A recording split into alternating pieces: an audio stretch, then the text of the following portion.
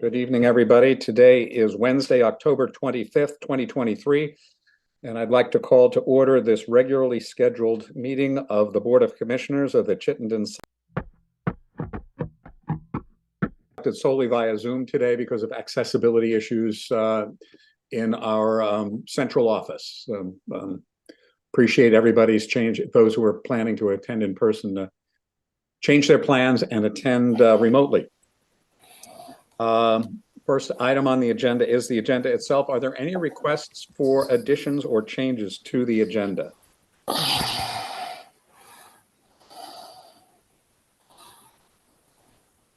I am hearing none. Nobody's raised their hand, so the agenda will be accepted and followed as presented in the board packet. Item number 2 on the agenda is a public comment period.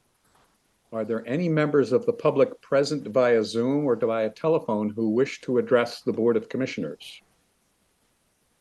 There are not. Seeing as there are no members of the public who have stepped forward to address the Board of Commissioners, we will close the public comment period. We'll move on to item number 3, the consent agenda, which consists of the minutes of the last board meeting on September 27th, program updates, executive director update, finance report, FY23 financials, and the FY22 audit, which was reviewed by the Finance Committee prior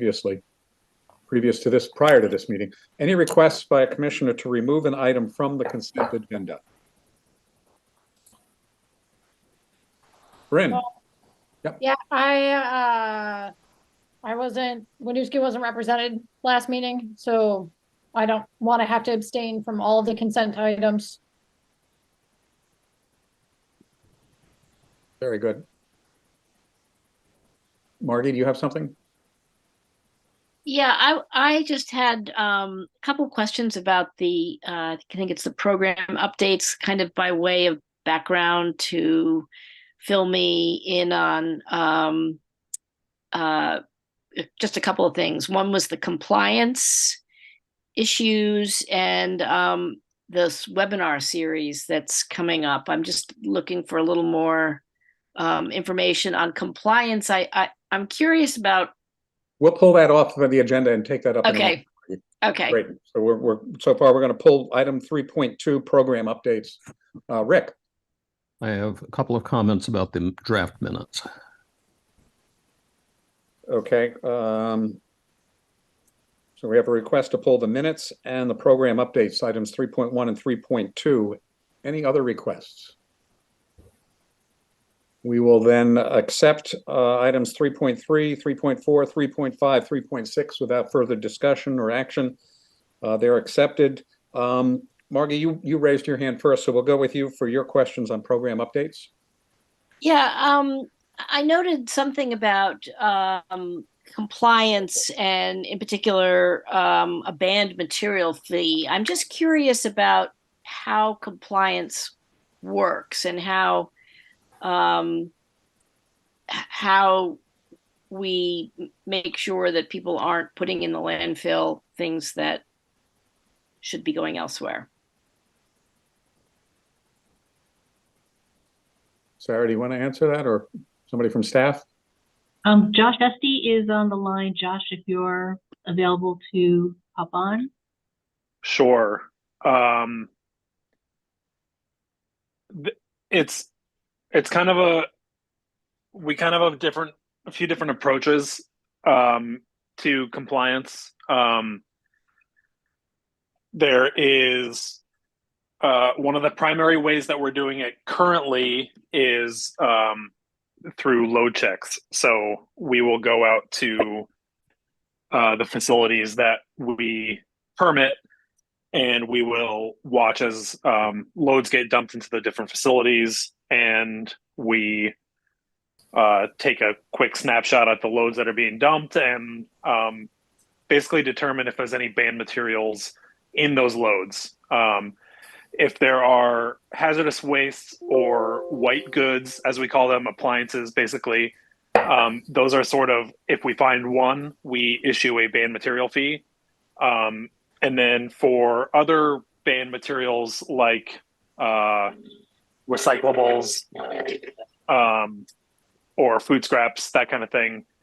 Our ordinance says that 10% of the load must be contaminated before we issue a banned material fee.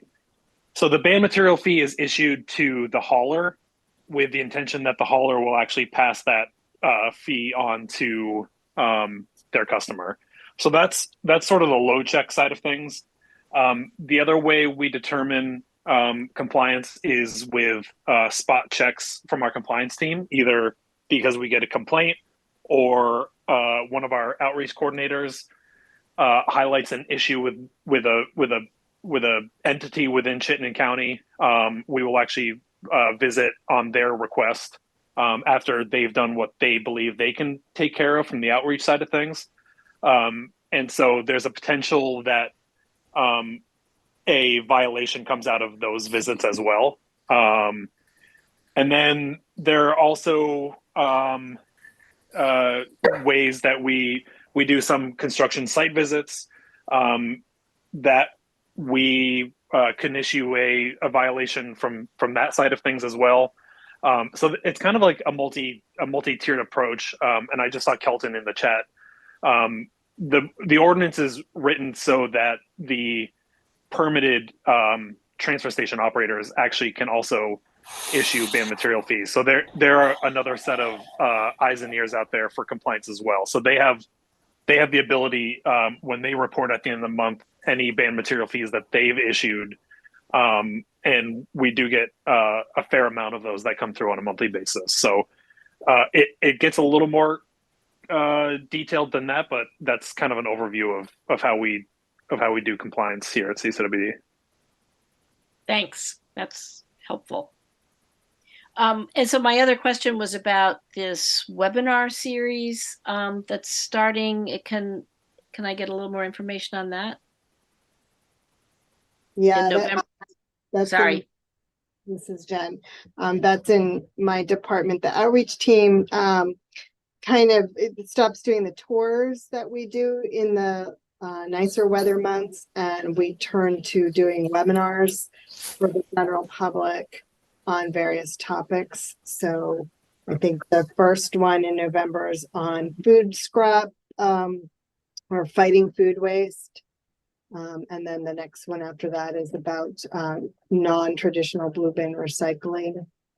So we find topics that might be of interest, we promote it, and they hold those webinars. It's something that we started doing when COVID started up. And we couldn't do any outreach in person. We started doing these webinars. So, and the public seems to like them. So we're continuing.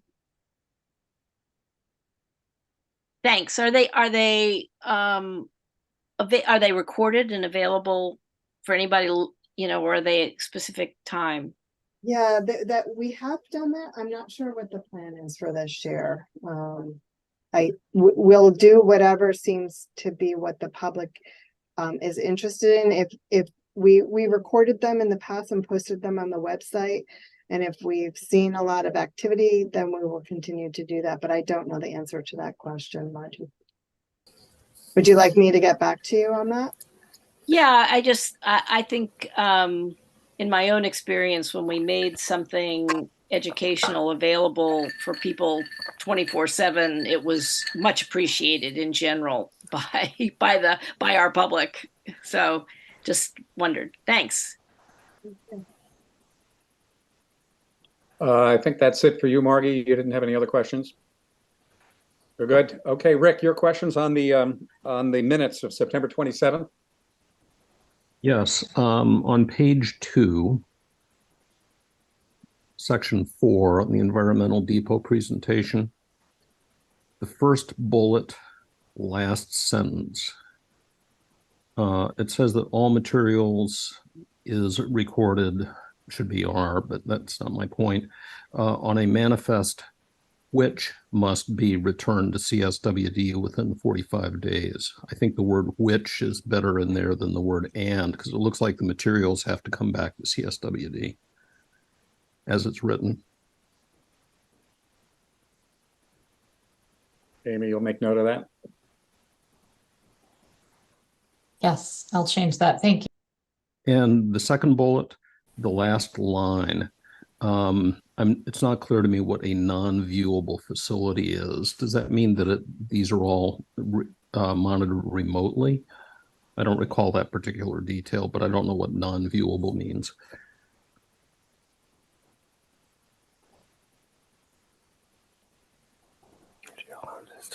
Where is that again? Sorry, I'm just trying to pull that. Under point 4, so right under the paragraph that I just commented on, the second bullet, the very last line alludes to systems at a non-viewable facility. I'm not clear what that means. Oh, I think Josh was talking, we were talking about safety. He was saying that it's not viewable from the road. It's sort of tucked away down in around the corner there. So that was what he was referring to. It's not easily seen, in other words, for the public. Systems that are somehow non-viewable. It's that the facility itself can't easily be seen. Yeah, well, I can clarify.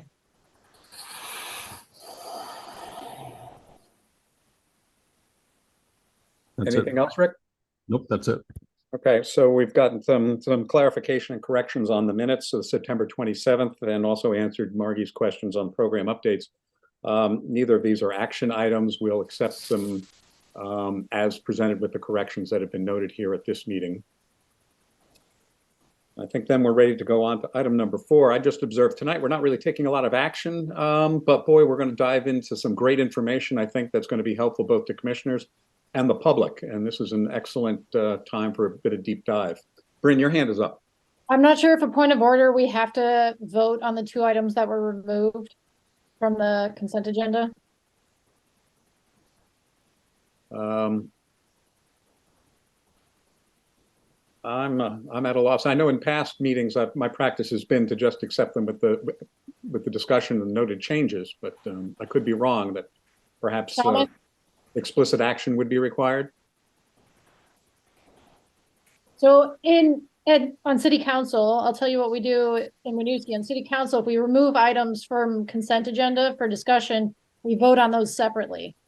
I would assume it's the same, but I also am not sure if that is something that's in Robert's rules or is just dependent on whatever the structure or CSWD follows, which might be different.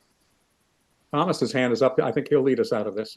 I think if they've been removed from the consent agenda, there was no objection, I think, on the consent agenda, but since they've been removed from that, they should be voted upon.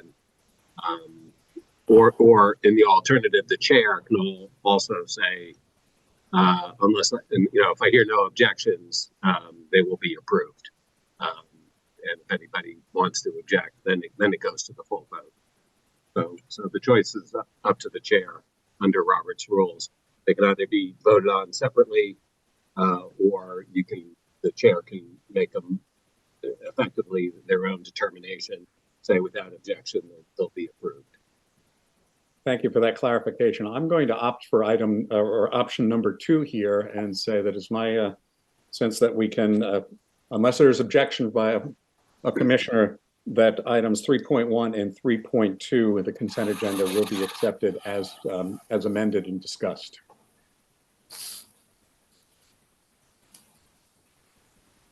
Well, then I think that's, I have not heard any objections, so we'll accept them as presented and discussed. Thanks, Bryn, for that clarification. I'll make note going forward to be very clear on that. So again, back to item number 4 and item number 5.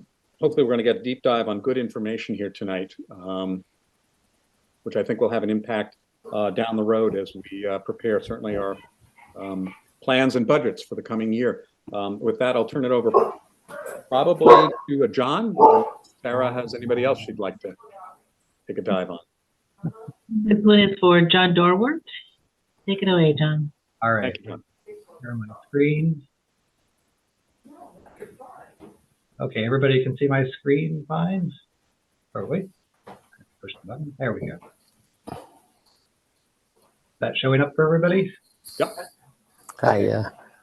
All right. Well, thank you, Paul. my task tonight is really just to provide you with an overview of the metrics we use to aid in the evaluation of our programs, and also just do a quick review of the data for this year and how it compares to the last decade. I wanted to thank Ethan Hausman and Janine Bikram and Becky Johnson, who have provided a hand in data collection throughout the year, and Jennifer Holiday, who gave me some help with some insightful copy editing as well.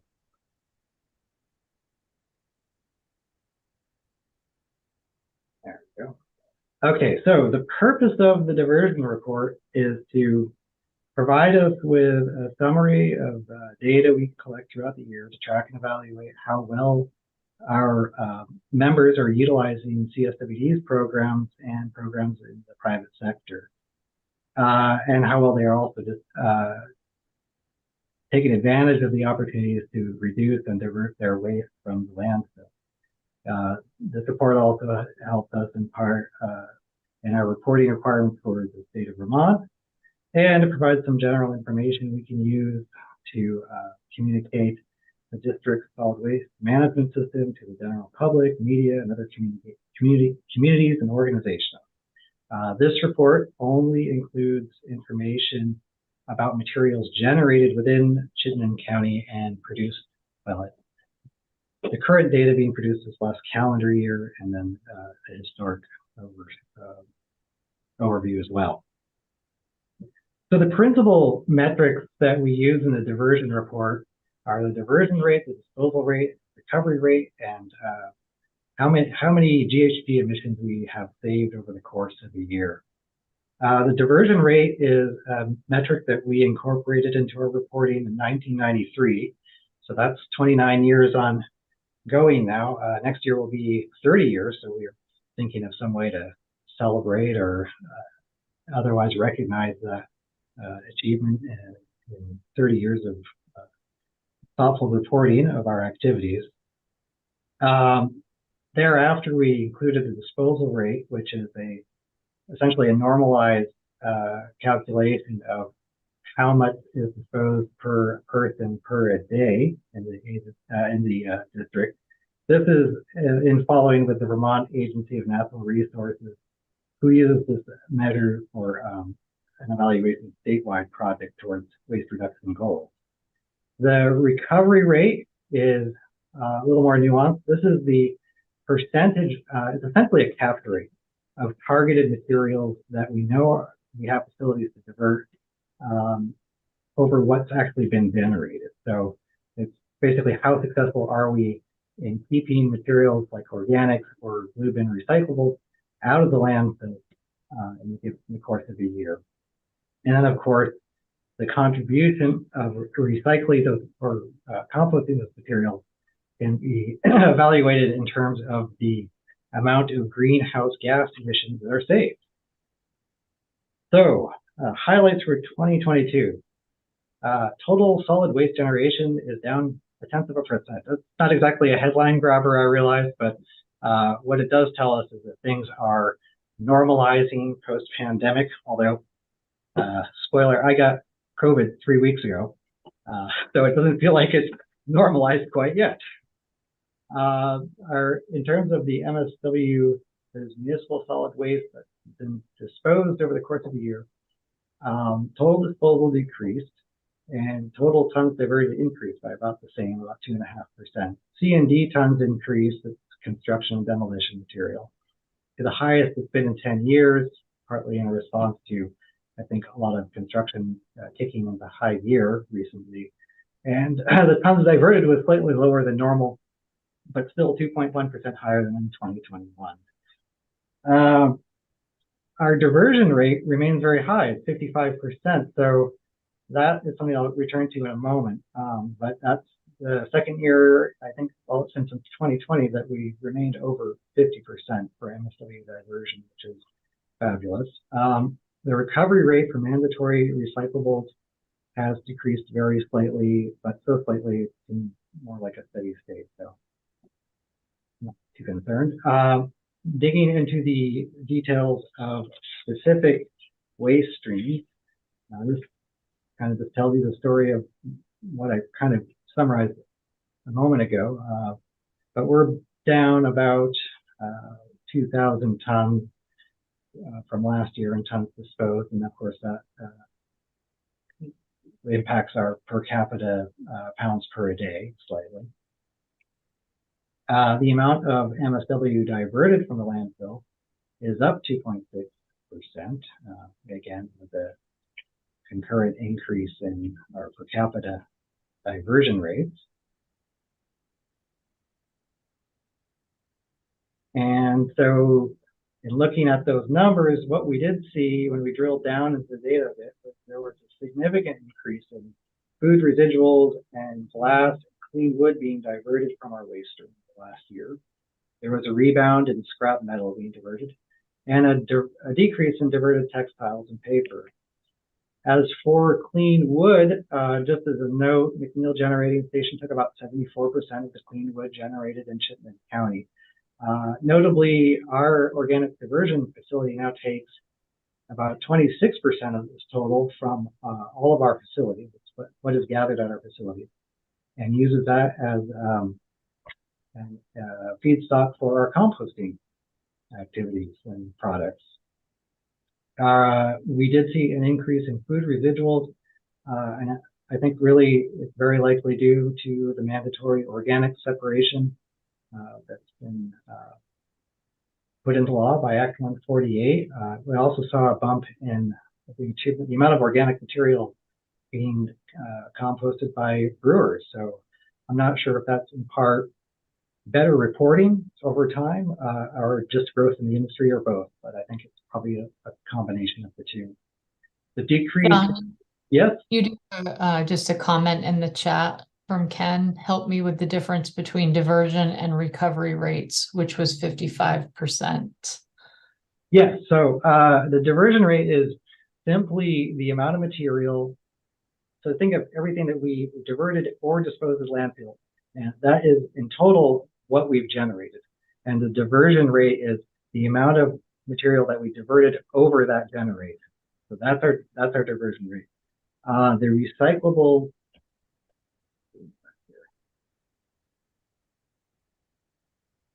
the recovery rate, that was your second question, Ken? Yeah. The recovery rate is the percent of the targeted divertible materials that we have recovered. So in other words, is a capture rate of everything we know we have facilities or programs to accommodate the capture of. So organics, blue bin recyclables, and so on. How much of that material did we actually capture and how much of that ended up in the landfill? Okay, so it's a little subtle distinction that will become clearer as I go through. Right. And what is the rate for recovery? I haven't gotten there yet. Okay. Be patient. Thank you. All right, gotcha. Okay, so let's see. I was last talking about the diversion rate for MSW. That's up. And again, as I mentioned, we're at a high. And it's notable that the state of Vermont's goal for diversion is 50%. So we're actually over that now. And to give you some further context, the United States EPA estimated in 2018, unfortunately, I couldn't find anything more recent, that the diversion rate nationally was 32%. That is coincidentally where we were in 1993. So the changes we see in this report year to year aren't very dramatic, right? Like it's down a 0.1%, it's up 2% maybe. But it's really the long game that's important here, and to watch what we've done over the course of a decade. So our diversion rate is far above 34% now. And we're in league with cities like Seattle, San Francisco, and Portland metro area. You know, they're all hovering around 50%. And, you know, certainly there are nuances in how people calculate their diversion rates. So it's a little hard to say it's a complete apples to apples comparison, but I think we're in league with some of the better performing communities in the country. Okay, now here's another one that's a little tricky. We also calculate a maximum diversion rate, and this is sort of an aspirational metric.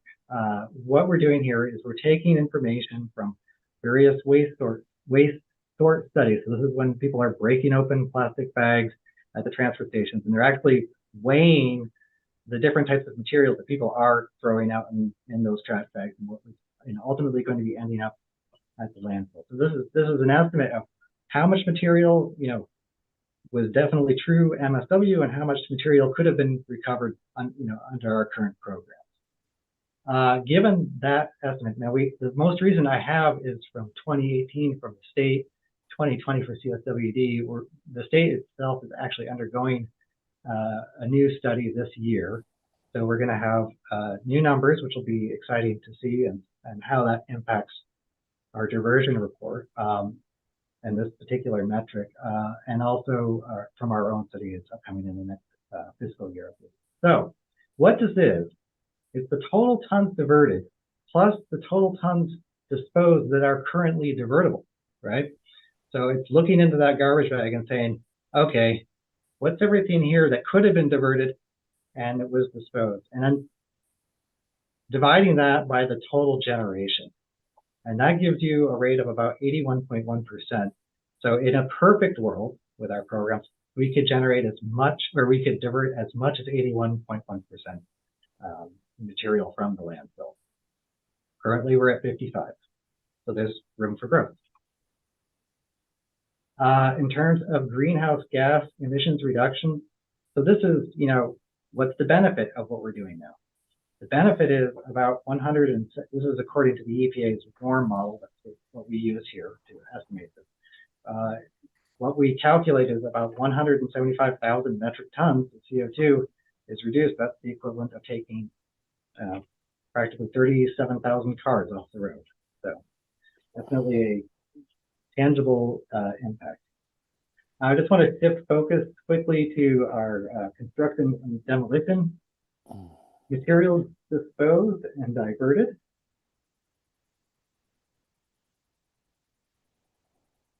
As you can see, and I'd noted before, that's grown quite a bit in the last year, impacting our per capita rate.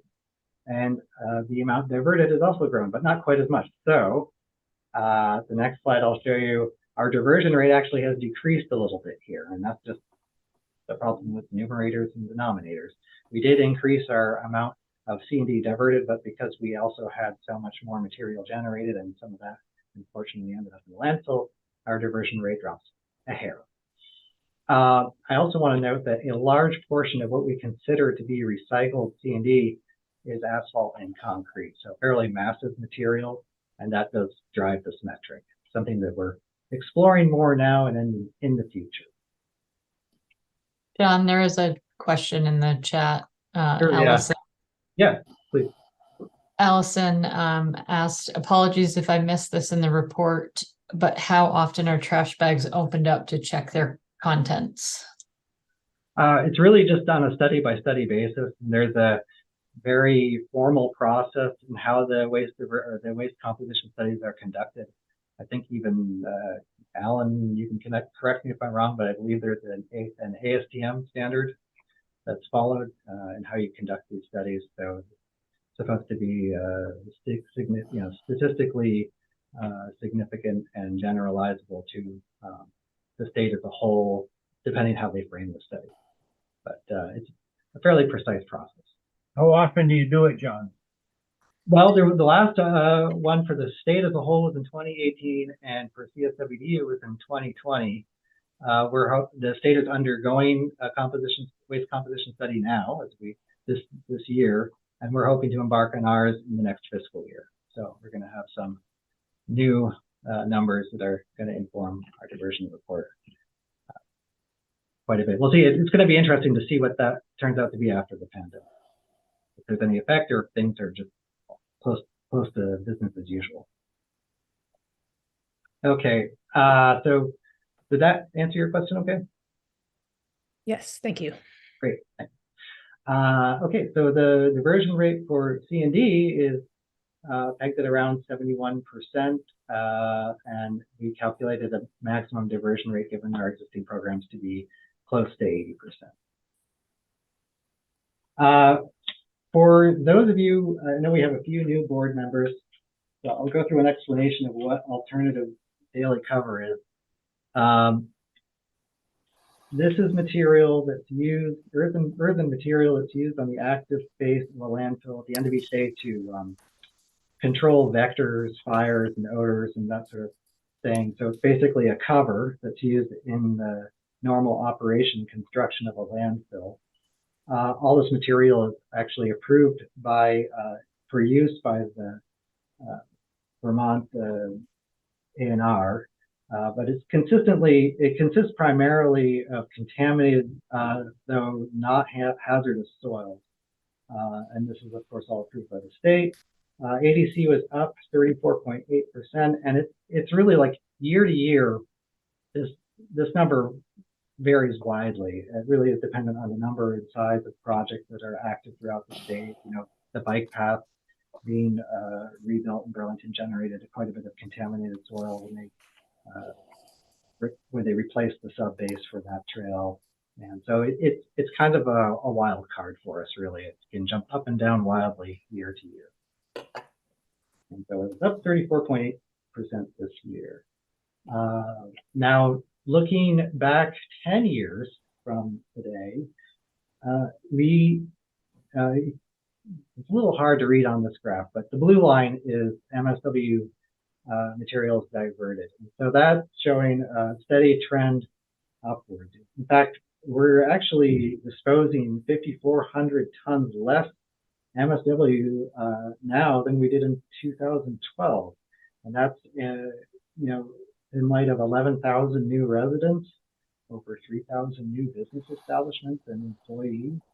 So, you know, it points to some real progress in terms of keeping our diversion numbers climbing. And of course, you're going to see the impact of the pandemic and that in 2020. John, there's a question. Does the ADC increase relate to the waivers the CSWD board authorized? I don't think meaningfully, no. Again, context is everything. Given that the materials moving this year, it'll be interesting to see so much materials moving out of the Burlington High School project at this point. It'll probably be minuscule, frankly. But yeah, you know, maybe in a normal year you'd see a little bit of a blip, but it's not the vast majority of it by any means.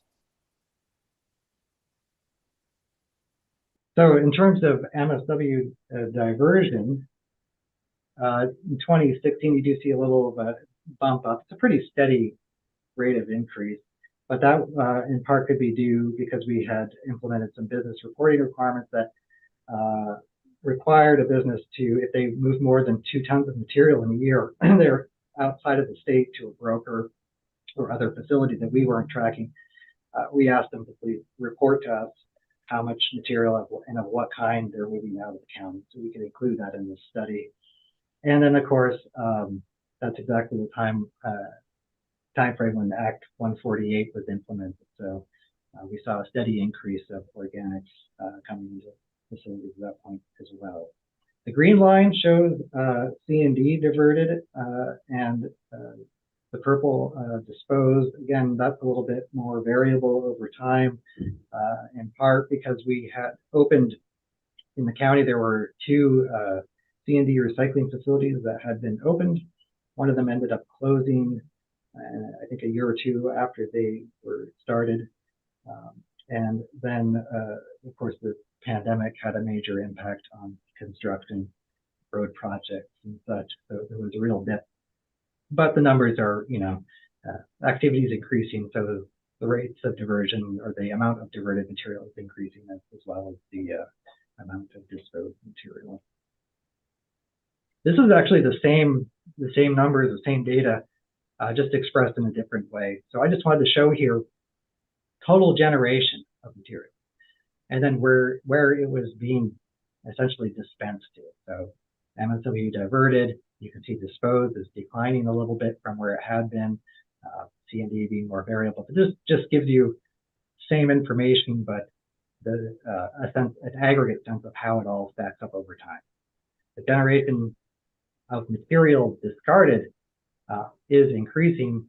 What's disposed in the landfill is decreasing. And I think it also just points to the notion that change over time for the solid waste industry is slow but steady. You have to have kind of the long game in view. So that's something I want to keep coming back to in this report. It's not a sprint. As far as our disposal rates go, that's on a per capita basis. MSW has been declining over the last decade quite steadily, and C&D has sort of wobbled around its mean. Diversion rates, also the diversion rate for C&D is increasing steadily in a sort of lumpy, wavy fashion, but it is. Over the course of 10 years, at least increases slightly. And then MSW shows a much more pronounced increase in the diversion. Okay, so recovery rates, our blue bin recyclables have increased a little bit for the last year, so this is what we've been able to recover or capture from what we could capture in the waste stream and sent to the MRF and have had it recycled. And likewise, if you were to combine recyclables and organics, those rates would be a little bit lower, but still showing an increase as Vermonters and businesses in Vermont begin to implement Act 148 and take on the culture of good organic management or organic management. And finally, I just wanted to show you this chart that is a picture, snapshot basically in 2022 of what residents and businesses sent to the landfill. And as you can see, out of 120,000 tons sent to the landfill, half of it was truly MSW, according to our various studies of composition, and a good half of it could have been recovered.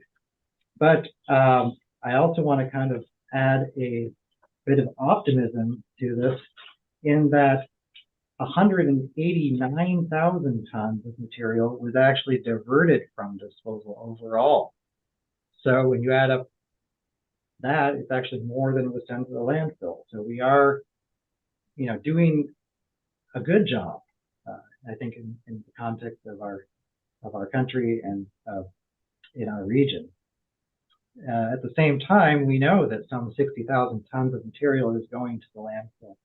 And so without any major changes to how we manage solid waste, including additional policies, education, enforcement, the development of new markets for recycling, we can expect that, short of a major recession, solid waste generation is going to increase. And along with that, we're going to have a sizable increment, at least as of now, that is going to divertible waste that will be disposed. So there are also things to aspire to. And that's all I've got for you tonight. Any questions? Thanks for your presentation, John. Yeah, if we can return back to the main screen and then open it up for some questions and observations. Ken, your hand is up. But you're muted. Yeah, I'm wondering what the so does that last graph show that 10,000 tons of blue bin materials are not going into the blue bin? Is that right? Yeah, they're good. That's what okay. If we were to extrapolate from our waste composition studies, right, what ended up in those black bags, there was 10% of the material would have been blue bin material. Okay, so my question is, where do you see the low-hanging fruit? Like where's the easiest penetration into that, the half of the graph that's going the wrong place? Well, I mean, education is definitely one of the low-hanging fruit. Direct outreach to businesses. Jen Holiday is probably better informed on this matter than I am. I'm sort of the number crunching guy, but that would be my input. But I mean, which category of not being diverted should we be attacking? Is it the blue bin, or is it the construction debris, or is it special recycling? Or it's a great question. There's trade-offs on all sides of these equations, so it's actually kind of a tough nut to crack. Jen Holiday and I and Amy were just discussing this before the meeting, and you know, for every single piece of material discarded, there's almost always several questions or issues to weigh. What's the better way to handle? I think there's some things that are really obvious, like metal should be recycled, right? Like if there's metal ending up in the trash, it's almost always 100% recyclable. It just should be. Right. Organics, you know, is another one. It's an emitter of methane gas. It's something you really ought to be attacking in terms of greenhouse gas emissions. So, but Yeah, Ken, I would say that organics is the big opportunity, because that was fully 30% of the material that was still being thrown away as trash. So right there, we could make a huge difference in, you know, not only our disposal, diversion, all of that, but as John said, in you know, not adding to the methane generation at the landfill. And all the greenhouse gases that it takes to get this material to the landfill, right? So, and we desperately need to keep turning that material back into soil amendment. So, from where I'm sitting, the big nut to crack is how to make organics recycling easier, more convenient, more of the norm, just like blue bin recycling is. Right, we've been doing blue bin recycling for a long time. We've really only been doing focused organics recycling for, you know, really since Act 148 kind of kicked in. So that to me is where we have huge opportunity. My just an interesting story. My nephew started a black gold composting operation in Massachusetts, in Gloucester, and started out with just a truck collecting scraps from restaurants and whatnot, and, you know, ended up with 35 trucks. Somebody just offered him $17 million for his business. wow. So, and all he's doing is collecting compost, and he's making compost, but he collects it and he makes it. You know, he's doing the whole thing. So, is anyone doing that? You know, that seems like the way to go. And that is where we've seen growth in the hauling segment as well in Chittenden County. There had been a steady decline as some of the haulers started retiring and getting out of the business, but there's been growth in that particular segment of food scrap collection. So it is a growing business. Alan and then Leslie. Yeah, I noticed that we have a new vendor for clothing and shoes and whatever at the drop-off centers. I think, you know, before that, a lot of that material was going into bulky trash. And so I think we will see a gain, because every time I'm at the drop-off center, there's somebody putting something into one of those big white boxes. Yes, exactly. And that's a great point. And that is directly related to the availability of vendors to be able to move that material. And that was where, you know, things had kind of fallen off over the past few years, because the vendor we had been using stopped operating in the state, and we had to wait for someone to come in and again take up that opportunity. And as soon as those bins went back in at the drop-off centers, they were immediately embraced and started to be using again. So it was a real need, and we were being stymied by not having enough vendors able to provide the service. So we're thrilled that we have this partnership now, and I think you're right. I think we will see that textiles and clothing are regularly one of the larger items in waste composition studies that we see, both what we've done, but also at the state. So it will be interesting to see. You probably won't see it in this study, but in the one coming up in the next 4 or 5 years by the state, I would anticipate we would see another decline in that. Leslie? Going back to the issue of organics that are being landfilled, will the new study, or does the previous study tell us, can it tell us whether there are certain segments generating it that are more likely to put it in the trash than others? In other words, is it residents? Is it multi-unit housing? Is it businesses? where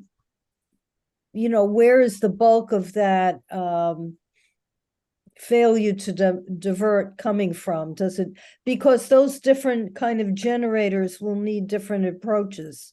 And I just didn't know whether we had that information or not. That's a great question, Leslie. And I know you had a conversation with folks at A&R who were doing the study. Do you recall if they mentioned if it was going to be segmented by sector? No, it's not going to be segmented by sector. They are doing, so typically the waste composition study has been strictly looking at the waste stream. They have added on a few other items to this project this year or going on this year. And I believe they were looking at available organic diversion facilities and numbers of organic haulers available to. So they are looking at it, but it's not going to be broken down by specific types of generators and who's not diverting. It's mostly just looking at what's already what's been put into the trash and picked up and is sorted by the contractor that's doing the study. And they can just they just have a category of food scraps, not types of food scraps. Something to think about though, if we can have our study sampling frame designed in such a way to segment by sector, although there's a lot of practical considerations in just how the material arrives at the transfer station itself, and where it's tipped and how it's moved about. But yeah, it would be great to see that. Exactly. It's the way we collect trash in Vermont is does make that very tricky. We don't have, as we all know here, many just consolidated collections, franchise collections, single source as far as only residential or only institutional or only commercial. Everything is commingled. So it does make it difficult to track things down in a particular way. Certainly you can't track it down to say the household level, which is why our education efforts are tend to be broad. And we focus a lot on kind of that bigger bang for the buck. And that's where the state started, right? When we were talking about food scrap diversion, we started with the largest generators because it was the smallest universe. So we were able to kind of work with those very large generators, and then it went down in tiers. And we were able to kind of, as the larger ones fell into place, we were able to kind of use lessons learned from working with the large generators and then to try to spread that out. But Leslie, you're right. That would be ideal if we could say, okay, what we're seeing from the study is in general, this particular slice of this sector could use some additional support. But we just unfortunately don't have that level of granularity in the data. Thank you. I wish we did. Other questions and comments? I have two. One's kind of an observation and a question. I would expect that when the new MRF comes online, that our recovery rate would hopefully improve to some degree. I don't know if we could put a number on that yet, but I think that was a primary motivation of getting a new MRF, is that we could actually collect more of the material that our constituents are so faithfully and assiduously diverting. I don't know if you have any other comments on that, Sarah. Yeah, so the new MRF is being designed to be flexible, also to adjust for different kinds of material going forward, right? So we want to be able to change as packaging changes and as technology changes and as consumer habits change.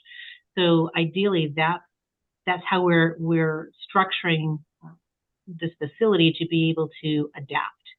And one of the things that is going to be exciting is that we will be able to better capture into basically the right bale different kinds of materials that right now, because we're hand sorting everything, do get lost into the residue or get sorted into an incorrect bale. So part of and I think John may have mentioned this, or maybe Jen did, but part of what the state was doing this year with their waste composition study was also they did a study of the MRF residue. So we're going to have a very clear picture of what was getting missed and lost into the residue that we will be capturing in the new MRF thanks to the technology. So the residue in the new MRF will be a very, very different composition. And then that will be interesting to help inform us as to where people may be making some assumptions, maybe wish cycling, where some of the errors may be creeping in, which will then also inform our education efforts about how to really recycle, to maximize the ability of that facility. So yeah, we're going to be getting a little bit more detail now, and that the detail that we get now, but what's happening now, will also help to inform the success rate going forward, which will be important to our grants. They're going to want to know how, the technology has improved, and we'll need to have that before, during, and after number, and we will get that from the new mark. Sarah, I have another. Oh, sorry. Bren has a comment about the SCUMATS study, recent work Go ahead, in the Brent. chat. Okay, so there was a special project 2019, 2020.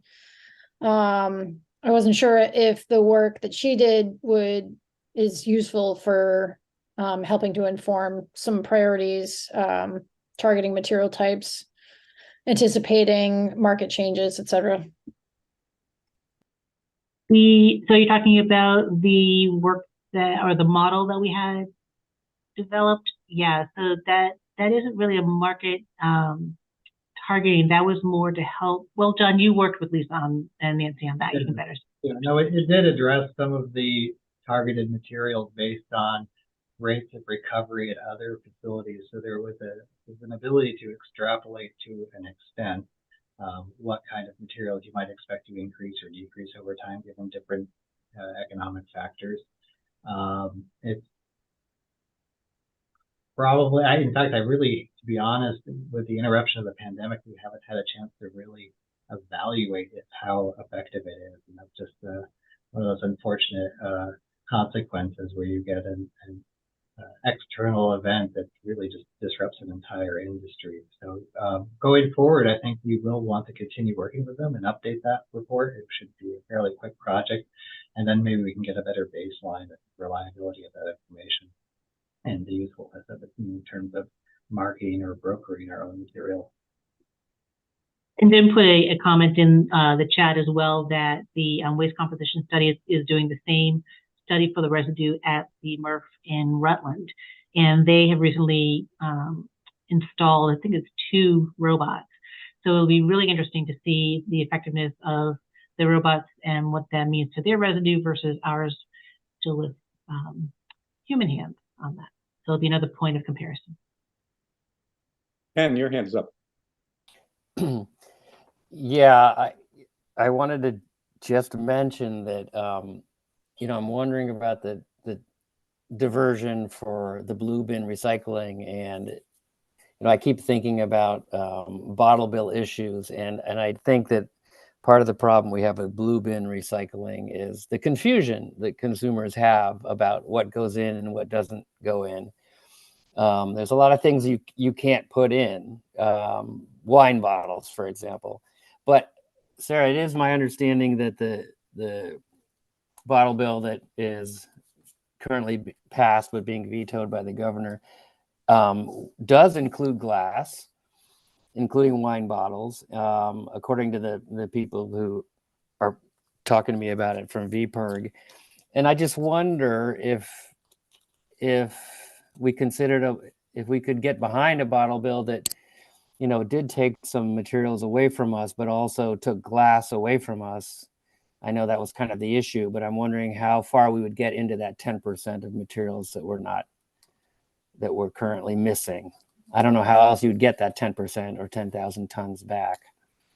Yeah, and I think John's point too, we're also looking at an aspirational number. We're never going to get 100% of anything. I want to be very, very clear. people are human, and we're never going to get 100% of all things. And there could also be some very good reasons why some of the material is not coming into the MRF and also not going into the bottle bill system, because remember that 10% could be material that might go to one end or the other. For example, there could be material that is collected at Green Up Day, for example, on the side of the road that has been degraded or has been contaminated, and neither the bottle bill system would want that, nor would we want that. So there are some reasons that some material should be thrown away.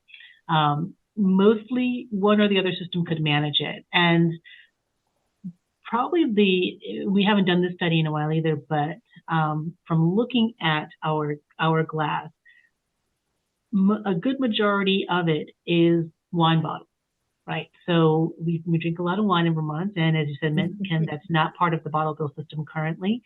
I believe it was negotiated back into the version that will be coming back with this legislature, but I don't think it comes in right away. Jen, you could correct on that one if wine bottles are eventually in the new version, but not immediately. I think they get phased in. Am I remembering correctly? VPERG says they're in. I don't know if they're giving me the straight scoop, but they told me they were in. And when does wine come in? Is it right away? There were so many versions flying around. I just can't. Jen, you're muted.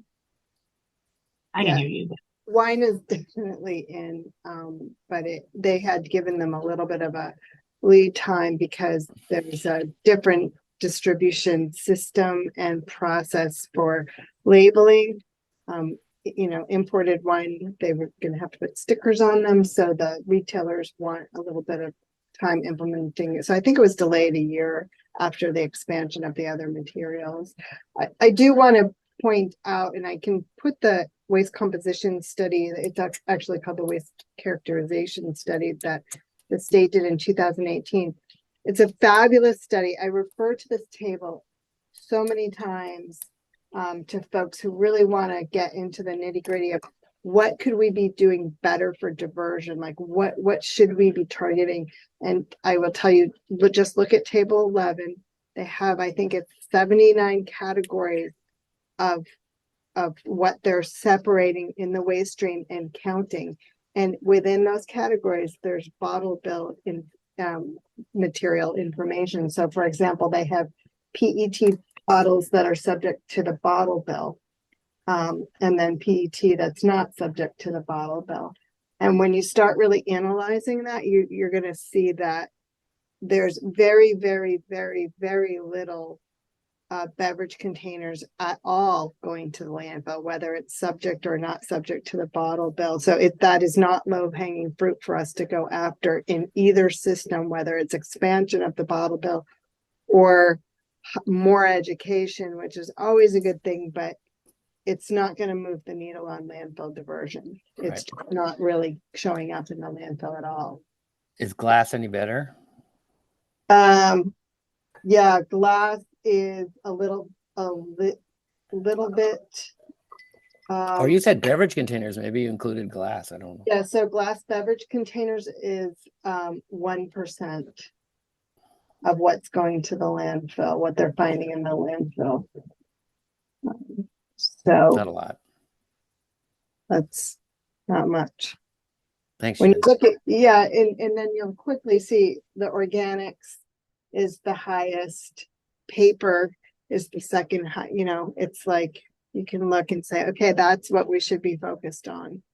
And that's what we should be driving policymakers to focus on too, is these things that are getting landfill that could be recycled. Thanks, Allison. Your hand's up. Yeah, I just wanted to make a quick comment. I have done personal trash audits with my own trash, and I find that a lot of what I'm sending to the landfill is packaging material, packaging from cheese, or a lot of it's from food packaging. So I am certainly no education expert in this area, but I imagine, if we really want to change people's habits, a lot of it has to come from that, from changing habits, encouraging people to reduce first and then reuse and then recycle. Absolutely. And one of the things again, talking about policy tools that Jen has been very, very active in working on is extended producer responsibility for packaging, just in general.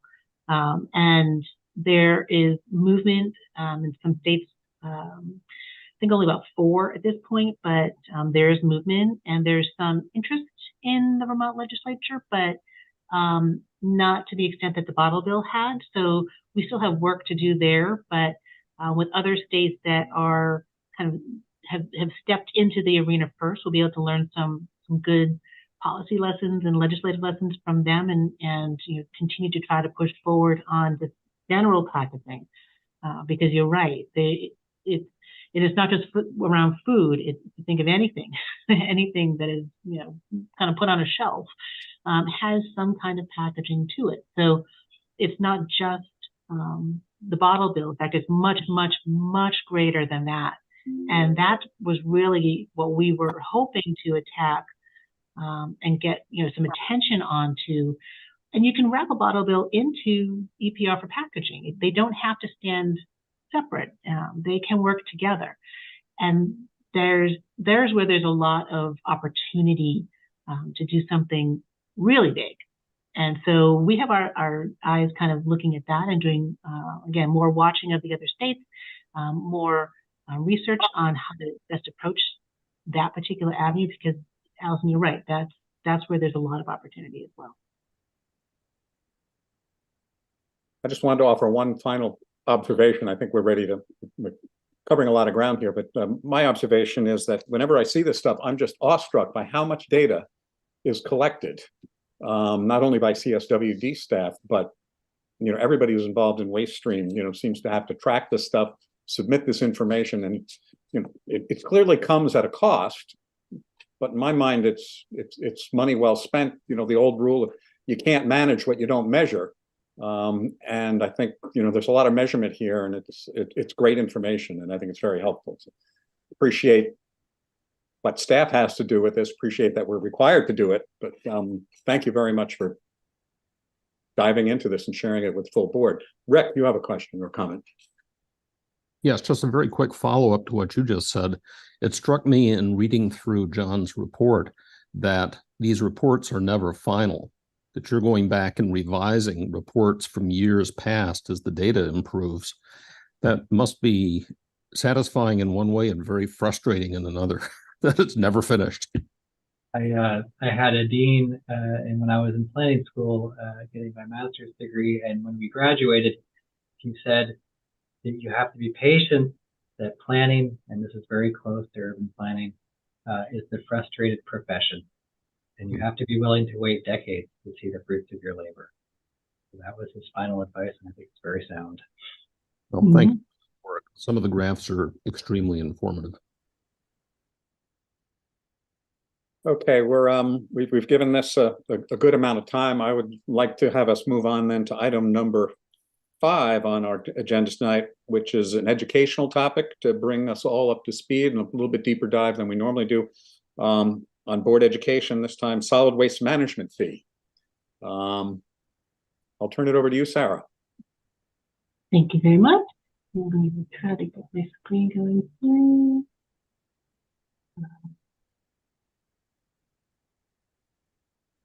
Hopefully we're all good. So yeah, Paul and actually Rick had asked me to review solid waste management fee, which I think is great timing as we're heading into the budget season. So we on staff have finished our preliminary budget work, and we will be bringing that to the board next month per our charter requirements to bring to the board a proposed budget for the next fiscal year. And then we will go to public comment, public hearing no later than January 31 on that proposed budget. And then the Finance Committee will pick up in earnest in February. And then we will most likely bring the fiscal 25 budget to you in March. So a big component of that is the solid waste management fee. So I thought I would just briefly go over that today. And here are some of the questions I'm hoping that I'll be able to answer for you and can have some conversations. And starting with basic, what is it? And then what is it used for? And how is it that we are able to create this thing? And how do we determine it? And how do we change it when we want to? Another question that came up was, are we the only ones that have this fee? And then who pays? Who is charged the fee and who pays? So essentially, our solid waste management fee is revenue, and it is a major component of our revenue. How large of a component changes from year to year. Some years in the early days when we were first started charging this fee, it was probably up to 75% of our revenues. Now it tends to be in the one third realm for a while, and now we are actually edging down into where I think we need to be, and I'll explain why, to where we're less reliant on the solid waste management fee and more reliant on what we call user fees, or fees that we charge our customers at drop-off centers, at the MRF, at Depot. So the solid waste management fee this is our fee. This is CSWD's fee. There is a state solid waste fee. They call it a franchise fee. That is mainly turned back around to the districts and the alliances in the form of grants. And I think some of it also does help support some activities at A&R, but not much. That fee, the state fee, has not changed in 20-ish years, 30 years maybe. But that is separate from our local fee. And our local management fee is charged per ton on Chittenden County generated MSW that is sent for disposal. Our fee is currently $27 a ton, and it was last increased, I believe it was 2012. And we went up $5. It was $22 a ton, up to $27 currently. And again, as I mentioned, the percentage of the percentage of the total of our revenue, it does vary. So we're now at around 21%. It may be up, as high as 30% in recent years. But we want to kind of see that reliance on that fee, I think, decrease over time. How is it that we are able to charge this fee? So we have, first we start with the charter, and the charter is our enabling document. It is essentially a state law. It was passed by the state legislature back in the mid-1980s, and it is a section of Vermont law. So our charter is basically a law. And we have two sections that specifically speak to our ability to charge fees. So the first is in Section 5, which is the powers section. It outlines the powers of the Chittenden Solid Waste District, with the first one being to say that, yes, we do have the authority to establish fees for services and facilities within our area of operation. And it says that those fees must be equitable and just. And then in Section 12, it speaks specifically to management fees. And the bolded language is language that I bolded. It is not bolded in our charter. And I wanted to call them out because the first bolded phrase that I have is just kind of reinforcing that the reason that we charge fees and we don't do this for free, I don't know how we could do it for free, but that it's long been a tenet of the district that generators of waste should pay the disposal costs, and that those fees should reflect kind of real costs to society of managing the waste and disposing the waste. So it's always been part of kind of who we are, that say, if you create the waste, you need to pay for its disposal. And that further down in the paragraph about management fees, saying that the fee that the board again shall from time to time establish and adjust the fee structure. They're associating in the old language is saying that management fee is a tipping fee. We actually use those differently now. We specifically refer to a tipping fee at places like the MRF, where literally a truck will come in and it will tip out the material onto the floor. So that fee to be allowed to come in and tip out your material is called a tipping fee. But we call tipping fees any similar fee, whether it is at the drop-off center, at the MRF, at the organics recycling facility.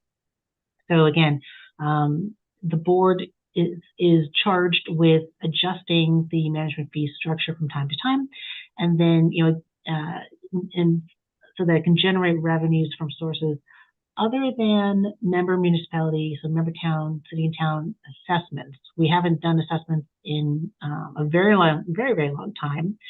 And so the goal is to generate revenue from other sources.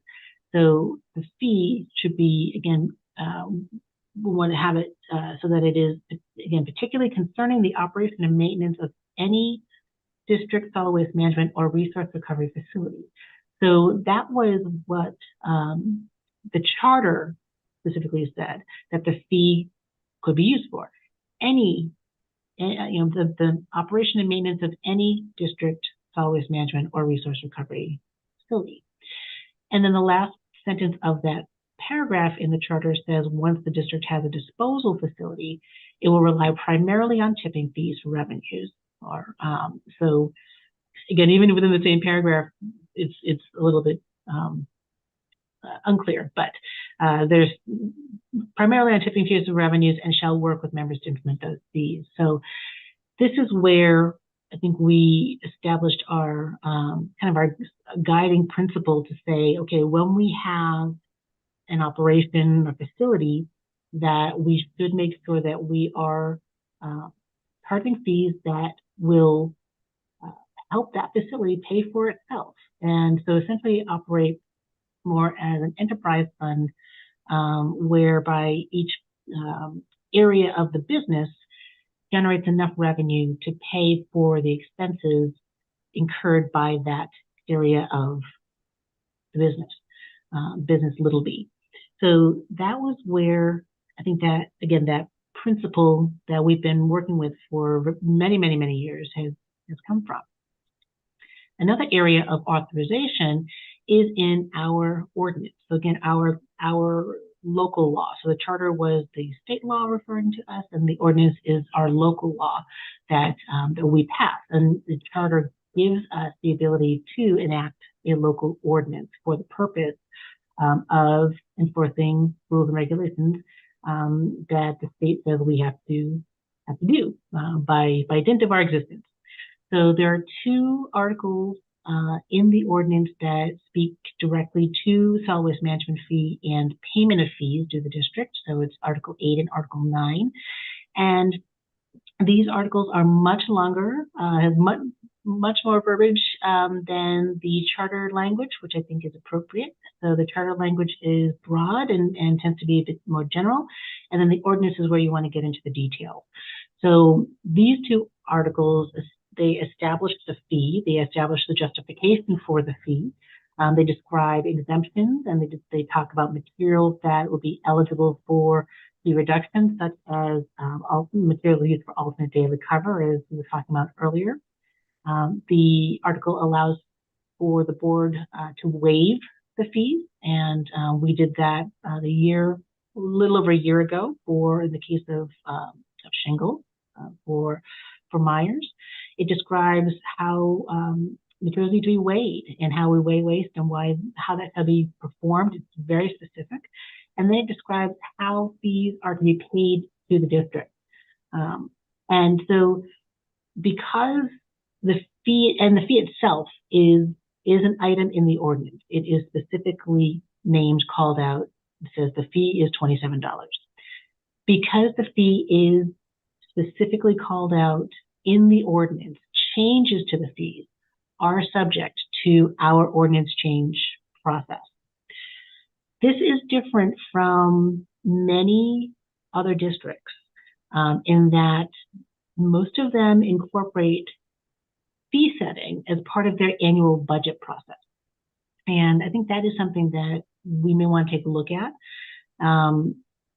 And Paul Stabler and Alan, you will most likely remember some of the rationale for having just WD put the fee in the ordinance versus how other districts such as Addison, who have the process be part of their annual budget. So I would welcome that additional insight and conversation, because this was set up a long time ago.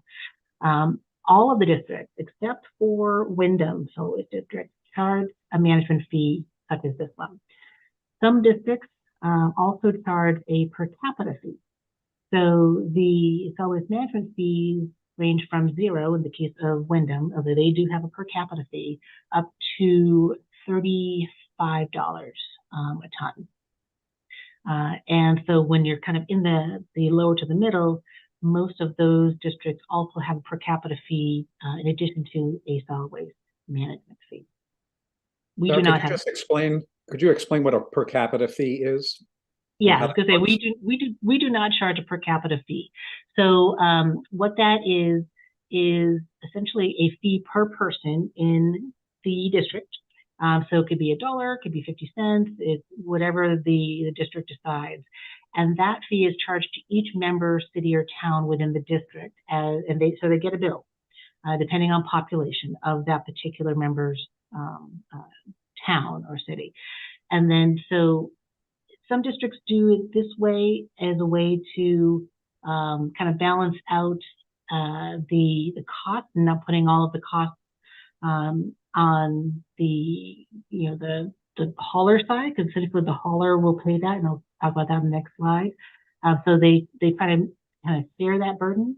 And again, I was not here for when we made the decision to not charge a per capita fee. I don't know if we ever have.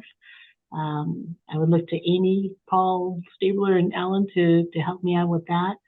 But most of the districts do charge a per person fee and a separate management fee that is charged directly to haulers.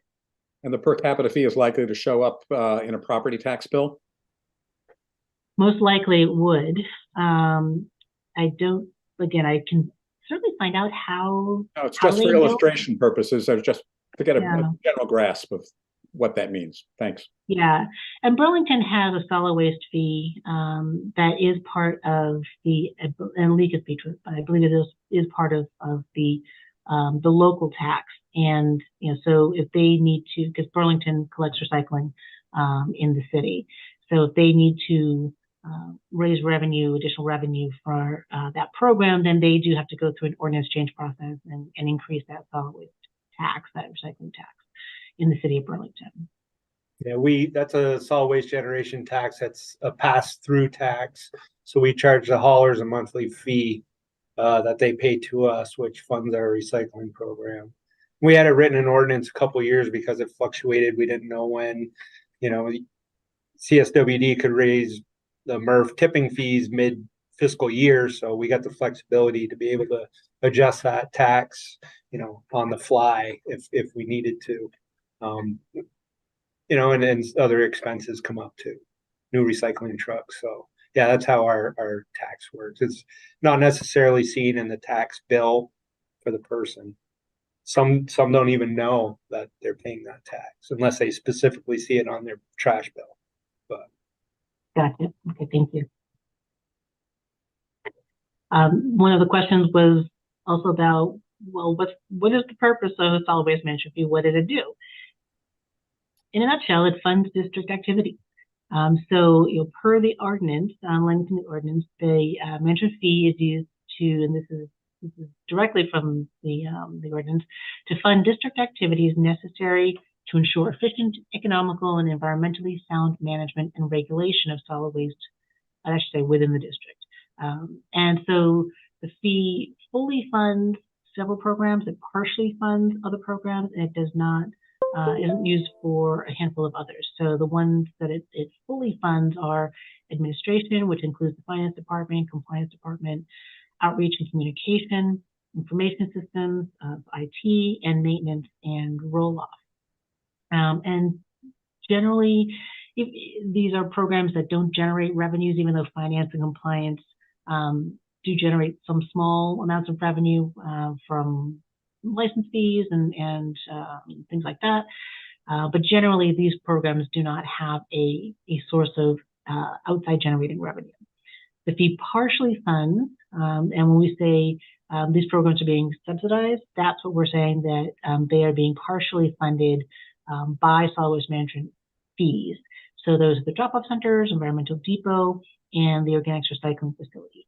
The MRF has not had a need for solid waste management fee revenue for 15 plus years, 20 years. But prior to that, it also had been supplemented by solid waste management fee revenue.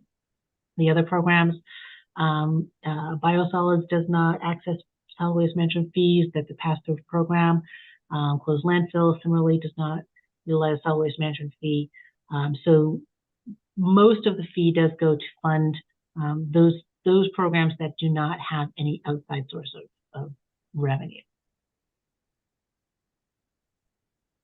And then you go back to who pays. Basically, all of us do. So the fee, this is where it does get a little, possibly a little complicated, but the fee, as Lee said, most people will not see it because it is generally not included as a line item on your bill. So if you subscribe to hauling services, I know I don't see that on my bill. I'm pretty sure no one else does. It's incorporated into the monthly fee that you pay to the hauler. And so they tend to spread those costs across all of their customers. So for example, when they get charged once when they would get to either the transfer station and they tip there, the fee is charged to the hauler at the time of tipping. Or if they go up to Coventry, they'll say they're from Chittenden County, and then folks at the Coventry landfill know that they've got to assess that fee if they haven't, again, it's not a transfer station load coming from Casella where it's already been parked. So those fees are, again, spread out over the cost of everybody's bill.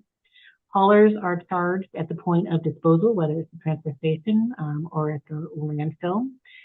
We also do pay that fee when we have material collected at our drop-off centers, and it similarly is incorporated into, it's part of our contract, our hauling contract that we have with Casella. So we're charged just the same as everybody else. And then at the MRF, part of the contract with Casella to operate the MRF is they pay for the disposal of the residue. So they are essentially paying that solid waste management fee on the residue, but that fee gets incorporated back into the fee that we pay Casella for processing. So we're really paying that fee as well. So it can get a little sticky, but bottom line, we all pay it somehow. Solid waste management fees are then remitted back to CSWD each month. So we're getting that regular stream of revenue. Again, it's based on tons that are disposed of at the landfill, and we get an invoice with the number of tons each month, and that's how we know how much we are due. And then we can audit those. We can request backup paperwork. They always send it to us, but we can always do some more investigating if we need to. Those are the basics. I didn't want to get too overwhelming. I want to leave some room for questions as well. Stop sharing. Thank you, Sarah, for the presentation. Alan, your hand. Yeah, just a couple of things to update what Sarah said. In 2012, we held a bunch of public hearings because we were talking about raising, the solid waste management fee, and the haulers didn't want us to be raising it a little bit and then a little bit the next year and a little bit the next year. And so that's when we raised it $5 in one lump sum, and then we were going to put some of that money away to assist in the out years beyond that. And that was accepted by the haulers. They appreciated it. And I know both John Casella and and Myers came to our hearings there, and they were very appreciative that we weren't going to make them raise their rates to their customers every year for the next few years. The other item is the municipality charge by capita. I just got in on the back end of that, but having to go to the towns every year and tell them that, we're going to bill them. It certainly made the budget process approval much easier if you told them that there wasn't going to be a charge. And that's usually the last comment that we make when we do the budget presentations to the select boards and aldermen. But the management fee is really, as far as I'm concerned, is really, worked out, fairly well as it's set up today. Other than the complications, you have having to pay Casella when we're, moving stuff around. But that's what I know, and I'm sticking to it. Thank you. Paul Stabler? Just one thing I'll add is that in keeping with both our charter in terms of its statement of whoever generates the trash should pay for the trash, and we've stated in many times in the past that we want to be very careful not to unfairly compete with haulers at our drop-off centers by using the solid waste management fee to pay or subsidize our cost of collecting trash and or recyclables. So that's one thing we've always been wary of in the past, at least, is to try to ensure that we're not unfairly, subsidizing that at the expense of haulers, unfairly competing, I should say. So that has been a philosophy. I know one thing I've always been pushing for, and I think, Sarah, we're working towards it, is better accounting processes that allow us to break down our costs at the drop-off centers to a little better understand how much cost we have for each of the different materials that go through there. So, for instance, the solid waste management fee would certainly be perfectly acceptable for the cost of things like batteries and mercury containing devices and things like that. So I don't know if you want to add to that, but that is one thing the board has been cognizant of in the past and tried to emphasize. Thanks, Paul. Ken?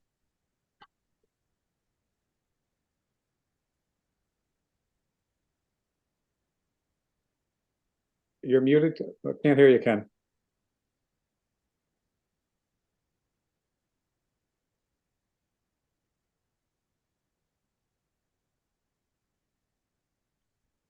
Still can't hear you, Ken. You can write your question maybe in the chat box.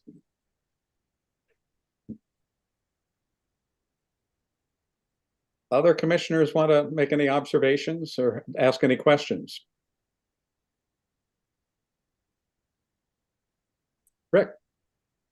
Just want to thank Sarah for putting this together. I may have precipitated some of this by expressing my ignorance of the solid waste management fee at some point, because there just it felt like there were a lot of moving parts and I just didn't see how the whole fit together. So this has been very beneficial to me. Thank you. There are certainly a lot of moving parts. And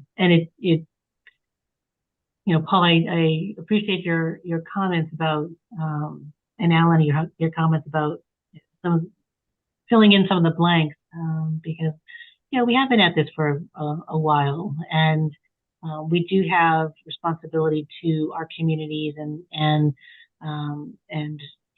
to our hauler community, but also to our residential and business and institutional community, to make sure we're being fair, right? I think that was a big component in the conversations 10 to 15, 20 years ago, and it makes a lot of sense. Municipalities can often afford to maybe charge a little bit less for services, at least that has been the case in the past. And there was some real concern that some of particularly the smaller haulers, and you mentioned some of the larger ones, but also the smaller ones just wouldn't be able to compete on that level. And I think over at least certainly the past 5 to 6 years, some of that has started to level out. And especially over the past 3 years, through the pandemic, but even a little bit before that, our costs have been going up, just as everyone else's costs have gone up. I know our hauling costs that we pay to move materials, they go up every year. They go up by at least the CPI. So, and then there's a fuel surcharge, and then there's an environmental charge, and there's a whole host of other charges. So, I think we've been in a good place where we haven't had to kind of tackle this up until now. But we are now at a place, and you'll see the recommendation coming in the next budget where we do need to make a move on the solid waste management fee, and it'll just be how much, because we have not been able to keep pace like we had prior, right? The last 3 to 4 years, really the last 3 years, have been tricky, as we all know. So there's certainly been a good run. And we've managed the finances well, we've managed the expenses well, and the CPI has caught up with us. So little preview for next month's conversation, and certainly Paul Stabler will be leading the conversations in the finance committee when that kicks off in February. But we do, I think, it's always good to take a look at processes too when you've had something in place for a long time, and to say, are the parameters by which we are still doing things, do they still make sense, or are they the same as they were 10, 20, 30 years ago? And even if they're a little different, do they still work? To your point, Alan, and it's a good opportunity, good time to take a look at this item. So thank you, Rick, for the suggestion, and Paul for saying let's have a conversation about this. We haven't done this in quite some time, so I appreciated the opportunity to be able to at least talk about it a little bit. Ken has written in his question. So he says, it seems this fee pays for many things without revenue streams. Correct. If these things increase in cost annually, I don't see why the fee would not increase. That's a bit what I'm getting at. If in fact the services are necessary for us doing what we do. Thank you. And I did not highlight that, but you're right. So we are required by the state, by the materials management plan, to perform certain services. We're required to do education, for example. We're required to do outreach. We're required to do certain types of communication. We're required to have a website. Our charter, just again, because we are existing, requires us to do certain administrative and management functions. We are required, if we have an ordinance, to regulate that ordinance. So we're required to do compliance issues. So these items are all, again, statutory requirements or regulatory requirements. So they do need to have a source of funding to be able to get that job done. Rick, no comment? You're muted. Yes, just realized that. So to add on to the list you just gave of things that we're required to do, I think one of the things that we're required to do is increase our diversion rate, correct? There is so we're required to manage the waste generated in the county. That is our charge. The state has diversion goals. We have diversion goals. But the state recognizes that we are not able to force anyone to do anything. We can only educate to what is required by the law. For example, by what's required by Act 148, what the state requires us to do, and what we as Chittenden County have decided that we also want our generators within the county to do. But we're not required to meet a specific rate. We're required to go to X number of businesses per year. We're required to do X number of school presentations per year.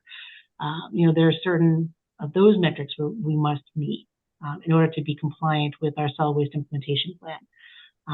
But the overall diversion goals are goals, and we exceed, many, if not most, of the state's requirements or goals, aspirations.